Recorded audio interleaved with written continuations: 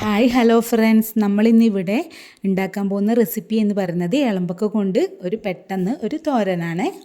ഇതിന് വേണ്ട സാധനങ്ങൾ വളരെ കുറച്ച് സാധനങ്ങൾ കൊണ്ടാണ് നമ്മളിത് ഉണ്ടാക്കുന്നത്. 2 മീഡിയം സൈസ് തക്കാളി, 1 മീഡിയം സൈസ് സവാള, ആവശ്യത്തിന് പച്ചമുളക്, കറിവേപ്പിലയാണ്.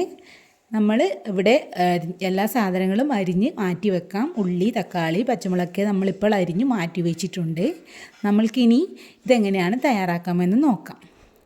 ഒരു പാൻ വെച്ച് നമ്മൾ അടുപ്പത്ത് വെച്ച് ചൂടാക്കുക. ചൂടായതിന് ശേഷം അതിലേക്ക് ആവശ്യത്തിന് വെളിച്ചെണ്ണ ഒഴിച്ചു കൊടുത്തിട്ടുണ്ട്. വെളിച്ചെണ്ണ ചൂടായി വരുമ്പോൾ നമ്മൾ അതിലേക്ക് കടുക് ഇട്ട് കൊടുക്കുകയാണ്. കടുക് നന്നായി പൊട്ടി വരട്ടെ. കടുക് പൊട്ടി വരുമ്പോൾ നമ്മൾ അതിലേക്ക് അരിഞ്ഞു വെച്ചിരിക്കുന്ന സവാളയാണ് ആഡ് ചെയ്യുന്നത്. സവാള നന്നായി വഴണ്ടി വരണം. അത്യാവശ്യം ഒന്ന് വഴണ്ടി വരുമ്പോൾ നമ്മൾ അതിലേക്ക് 2 തണ്ട് കറിവേപ്പില കൂടി ആഡ് ചെയ്യുകയാണ്.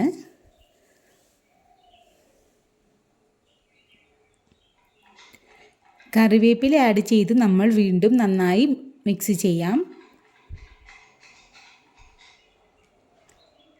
ഇപ്പം നമ്മുടെ സവാള അത്യാവശ്യം വഴണ്ട് വന്നിട്ടുണ്ട്. അതിലേക്ക് നമ്മൾ അരിഞ്ഞു വെച്ചിരിക്കുന്ന തക്കാളിയാണ് ആഡ് ചെയ്ത് കൊടുക്കുന്നത്. തക്കാളി കൂടി ആഡ് ചെയ്ത് കൊടുത്തിട്ട് നമുക്കൊന്ന് മിക്സ് ചെയ്ത് യോജിപ്പിക്കാം.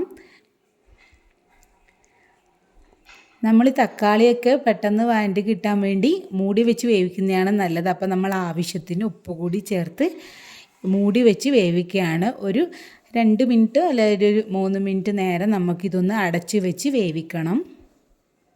അപ്പോഴാണ് തക്കാളിയൊക്കെ പെട്ടെന്ന് വഴണ്ട് വരിക. അപ്പോൾ നമ്മൾ മൂടി വെച്ച് ഒരു 2-3 മിനിറ്റ് കഴിഞ്ഞ് അപ്പം നമ്മുടെ തക്കാളിയൊക്കെ നന്നായി ഉടഞ്ഞു വന്നിട്ടുണ്ട്. അതിനുശേഷം നമ്മൾ ഇതിലേക്ക് ചേർക്കുന്നത് അരിഞ്ഞു വെച്ചിരിക്കുന്ന പച്ചമുളകാണ്. നമ്മളിവിടെ ഒരു മീഡിയം സൈസ് പച്ചമുളക് 3 എണ്ണം ഇട്ടിട്ടുണ്ട്. നിങ്ങൾ ആവശ്യത്തിനനുസരിച്ച് എരിവ് കൂട്ടുകയോ കുറയ്ക്കുകയോ ചെയ്യാം.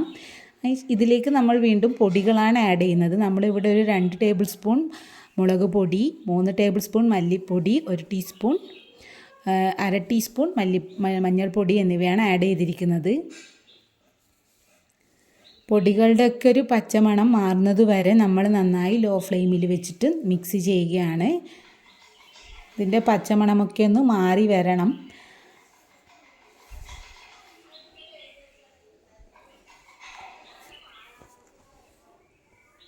ഇപ്പോൾ നമ്മളുടെ പൊടികളൊക്കെ നന്നായി പച്ചമണമൊക്കെ മാറി സെറ്റായിട്ടുണ്ട്. നമ്മൾ ഇതിലേക്ക് ഇനി ആവശ്യത്തിന് ഗരം മസാല, അതായത് ചെറിയ teaspoon garam masala, 1 table spoon അത്യാവശ്യത്തിന് കുരുമുളക് പൊടി, ഇതൊക്കെയാണ് നമ്മൾ ഇനി ഇതിലേക്ക് ആഡ് ചെയ്തിരിക്കുന്നത്. അതും കൂടി ചേർത്ത് നന്നായി മിക്സ് ചെയ്യാം. അതിനുശേഷം നമ്മളിവിടെ കഴുകി മാറ്റി വെച്ചിരിക്കുന്ന ഇളമ്പക്കയാണ് ചേർക്കുന്നത്. ഇളമ്പക്ക നമ്മൾ ഓൾറെഡി അത് പുഴുങ്ങി തോടൊക്കെ കളഞ്ഞ് വൃത്തിയാക്കി കഴുകി മാറ്റി വെച്ചിരിക്കുന്നതാണ്. അതുകൊണ്ട് ഇനി അധികം വേവിൻ്റെ ആവശ്യം വരുന്നില്ല. അത് ഓൾറെഡി പുഴുങ്ങി വെന്ത് കഴിഞ്ഞതാണ്. അപ്പം നന്നായി നമ്മുടെ ഈ മസാലയിലേക്ക് ഈ ഇളമ്പക്ക യോജിപ്പിക്കുകയാണ് വേണ്ടത്. അപ്പോൾ നമ്മുടെ ഇളമ്പക്ക നമ്മളെ മസാലയുമായി നന്നായി യോജിച്ച് വന്നിട്ടുണ്ട്.